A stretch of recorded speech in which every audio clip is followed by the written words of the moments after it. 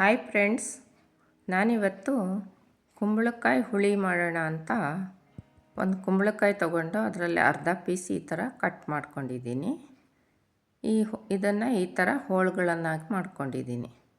ಒಂದು ನುಗ್ಗೆಕಾಯಿ ಇತ್ತು, ಅದನ್ನು ಸಹ ತೊಗೊಂಡಿದ್ದೀನಿ. ಕುಂಬಳಕಾಯಿ ನೋಡಿ ಈ ಥರ ಕಟ್ ಮಾಡ್ಕೋಬೇಕು. ಇದ್ರ ಜೊತೆ ಸ್ವಲ್ಪ ಇಷ್ಟು ಬೇಳೆ ನೆನೆಸಿಟ್ಟಿದ್ದೆ. ಈ ಬೇಳೆನ ಇವಾಗ ಸಪ್ರೇಟಾಗಿ ಬೇಯಿಸ್ಕೊಳ್ಳೋಣ. ಹಾಗೆ ಕುಂಬಳಕಾಯಿನೂ ಕೂಡ ಒಂದು ಪಾತ್ರೆಯಲ್ಲಿ ನೀರು, ಸ್ವಲ್ಪ ಅರಿಶಿನ ಹಾಕಿದ್ದೀನಿ. ಹಾಗೆ ಸ್ವಲ್ಪ ರುಚಿಗೆ ಸ್ವಲ್ಪ ಉಪ್ಪು ಹಾಕಿಬಿಟ್ಟು ನೋಡಿ, ಉಪ್ಪು ಹಾಕ್ಬಿಟ್ಟು ಸ್ವಲ್ಪ ಖಾರದ ಪುಡಿ ಹಾಕಿ ಬೇಯಕ್ಕೆ ಬಿಡಬೇಕು. ಕುಂಬಳಕಾಯಿ ಹೆಲ್ತಿಗೆ ತುಂಬ ಒಳ್ಳೆಯದು. ತಿಂದರೆ ಆರೋಗ್ಯ ಚೆನ್ನಾಗಿರುತ್ತೆ, ಬೆನ್ನು ನೋವಿಗೆಲ್ಲ ಒಳ್ಳೆಯದು. ಇದು ಒಂದು ಬೇಯಿಸುವಾಗ ಇದಕ್ಕೆ ಒಂದು ಚಿಟಿಕೆಯಷ್ಟು ಬೆಲ್ಲ ಹಾಕಬೇಕು. ನಾನಿಲ್ಲಿ ಜೋನಿ ಬೆಲ್ಲ ತೊಗೊಂಡಿದ್ದೀನಿ. ಆಪ್ಷನಲ್ಲಿದು, ನಿಮಗೆ ಬೆಲ್ಲ ಬೇಡ ಅಂದರೆ ಹಾಕಬೇಡಿ, ಹಾಕಿದರೆ ತುಂಬ ರುಚಿ ಹೆಚ್ಚಾಗುತ್ತೆ. ಇವಾಗ ಈ ಕಡೆ ಬೇಳೆನೂ ಬೇಯಿಸೋಕ್ಕಿಟ್ಟಿದ್ದೀನಿ. ಇವಾಗ ಮಸಾಲೆಗೆ ಒಂದು 5-6 ಬ್ಯಾಡಗಿ ಮೆಣಸಿನ್ಕಾಯಿ ತೊಗೊಂಡಿದ್ದೀನಿ. ಹಾಗೆ ಸ್ವಲ್ಪ ಕೊತ್ತಂಬರಿ, ಜೀರಿಗೆ, ಮೆಂತೆ ಎಲ್ಲ ತೊಗೊಂಡಿದ್ದೀನಿ.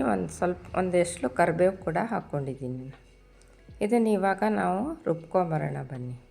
ಇದಕ್ಕೆ ಒಂದು ತೊಳೆ ಹುಣಸೆಹಣ್ಣು ಸೇರಿಸ್ಕೊಂಡಿದ್ದೀನಿ. ಹಾಗೆ ಒಂದು ಅರ್ಧ ಹೋಳು ಕೊಬ್ಬರಿ ಸೇರಿಸ್ಕೊಳ್ತಾ ಇದ್ದೀನಿ.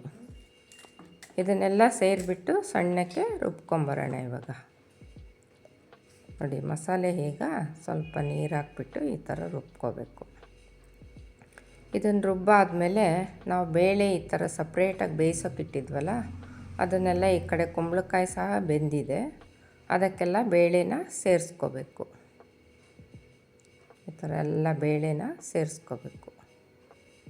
ಚೆನ್ನಾಗಿ ಬೆಂದಿದೆ ಬೇಳೆ. ಹಾಗೆ ರುಬ್ಕೊಂಡಿದ್ವಲ್ಲ ಮಸಾಲೆ, ಅದನ್ನು ಕೂಡ ಇದಕ್ಕೆ ಸೇರಿಸ್ಕೋಬೇಕು. ಸೇರಿಸ್ಕೊಂಡು ಇದಕ್ಕೆ ಹದವಾಗಿ ಎಷ್ಟು ಬೇಕೋ ಅಷ್ಟು ನೀರನ್ನು ಆ್ಯಡ್ ಮಾಡ್ಕೋಬೇಕು. ಈ ಥರ ಎಷ್ಟು ಬೇಕೋ ಅಷ್ಟು ನೀರನ್ನು ಆ್ಯಡ್ ಮಾಡಿಕೊಂಡು, ತುಂಬ ದಪ್ಪನೂ ಬೇಡ, ತೆಳ್ಳಗೂ ಇರಬಾರ್ದು. ದೇವಸ್ಥಾನದೆಲ್ಲ ಇದೇ ಥರ ಮಾಡೋದು. ಇದಕ್ಕೆ ನೀರುಳ್ಳಿ ಬೆಳ್ಳುಳ್ಳಿ ಹಾಕಲ್ಲ. ಇದು ಉಪವಾಸಕ್ಕೆ ಮತ್ತು ದೇವಸ್ಥಾನದಲ್ಲೆಲ್ಲ ನೀರುಳ್ಳಿ ಬೆಳ್ಳುಳ್ಳಿ ಬಳಸಲ್ಲ. ಇದೇ ಥರ ಮಾಡಬೇಕು, ರುಚಿಯಾಗಿರುತ್ತೆ. ಇವಾಗ ಸ್ವಲ್ಪ ಉಪ್ಪು ಹಾಕ್ಬಿಟ್ಟು ಕುದಿಯೋಕ್ಕೆ ಬಿಟ್ಟಿದ್ದೀನಿ. ನೋಡಿ ಇವಾಗ ಹೇಗೆ ಕುದೀತಾ ಇದೆ. ಕುಂಬಳಕಾಯಿ ಸಾರು ರೆಡಿ. ಅನ್ನಕ್ಕೆ ಹಾಕ್ಕೊಂಡು ಊಟ ಮಾಡ್ತಾಯಿದ್ರೆ ತುಂಬ ರುಚಿಯಾಗಿರುತ್ತೆ. ನೀವು ಇದೇ ಥರ ಮಾಡಿ ನೋಡಿ, ಹೇಗಿತ್ತು ಅಂತ ಕಮೆಂಟ್ ಮಾಡಿ. ಇವಾಗ ರುಚಿಗೆ ಬೇಕಾದರೆ ಮತ್ತು ಸ್ವಲ್ಪ ಉಪ್ಪು ಆ್ಯಡ್ ಮಾಡ್ಕೋಬೋದು. ಉಪ್ಪು ಹಾಕ್ಕೊಂಡ್ಬಿಟ್ಟು ಇದನ್ನು ಮತ್ತೆ ಕುದಿಯಕ್ಕೆ ಬಿಡಿ. ಇವಾಗಿದು ಆಗಿದೆ ನೋಡಿ ಫ್ರೆಂಡ್ಸ್. ಇವಾಗ ಕುಂಬಳಕಾಯಿ ಹುಳಿ ರೆಡಿಯಾಗಿದೆ.